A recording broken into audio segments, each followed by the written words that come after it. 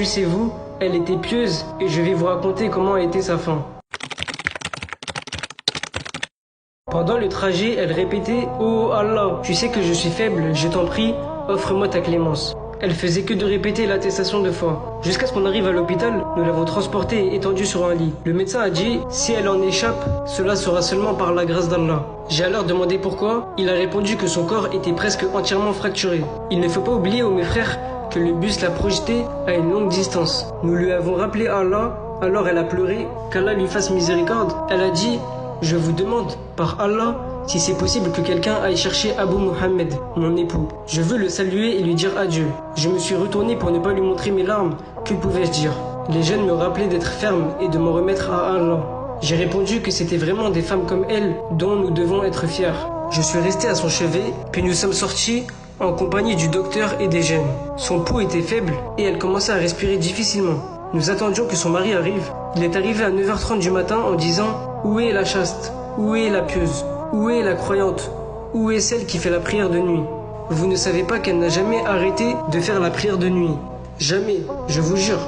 Par Allah, elle n'est jamais allée dormir avant d'avoir fait ce que Allah lui a écrit comme nombre de prières. Je lui ai dit de venir avec moi, je lui ai dit de s'en remettre à Allah et d'endurer. Car c'est là l'ordre d'Allah et Allah seul sait que j'ai besoin de quelqu'un qui m'encourage à être patient. Je l'ai encouragé à se contrôler, puis il est entré dans la chambre de sa femme. Et là, j'ai assisté aux scènes les plus belles de toute ma vie. J'ai vu des scènes qui font frémir ceux qui ont des cœurs. Son mari s'est approché d'elle, il l'a saluée et elle lui a rendu le salut.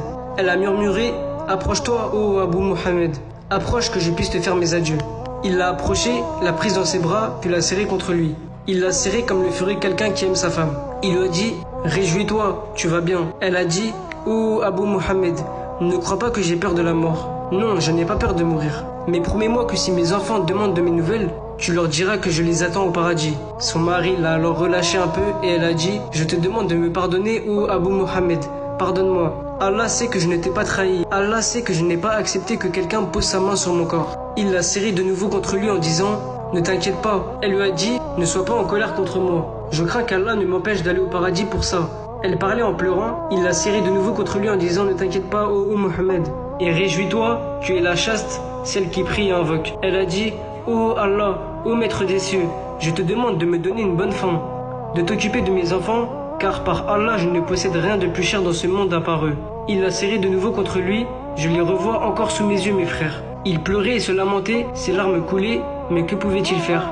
Allah a voulu cela. Puis il l'a serré de nouveau contre lui et a pleuré très fort, à tel point qu'on a tous pleuré avec lui. « Réjouis-toi donc, je jure par Allah que je témoignerai que tu mérites le paradis, car tu as été une très bonne épouse. » Alors elle a pleuré, qu'Allah lui fasse miséricorde, et elle a dit « Passe le sélem à mes enfants.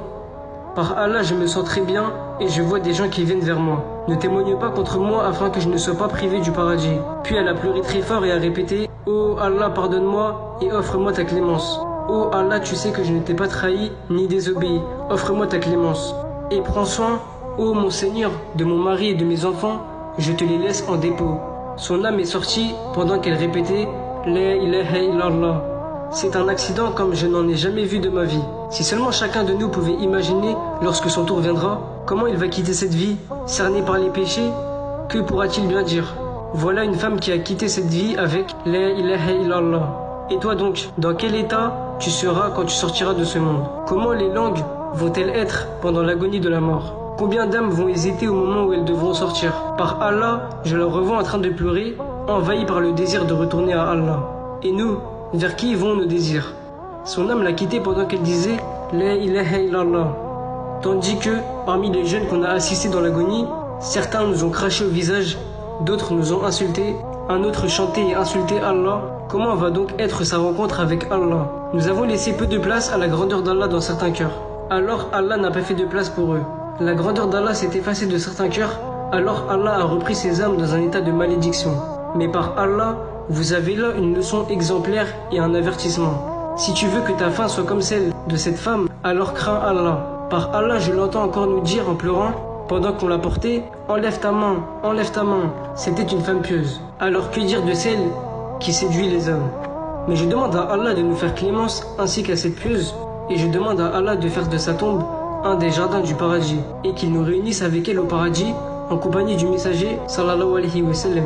Je demande à Allah qu'il nous réserve une bonne fin, à vous et à moi, ainsi qu'à tous les musulmans, hommes et femmes, et Allah demeure l'omniscient.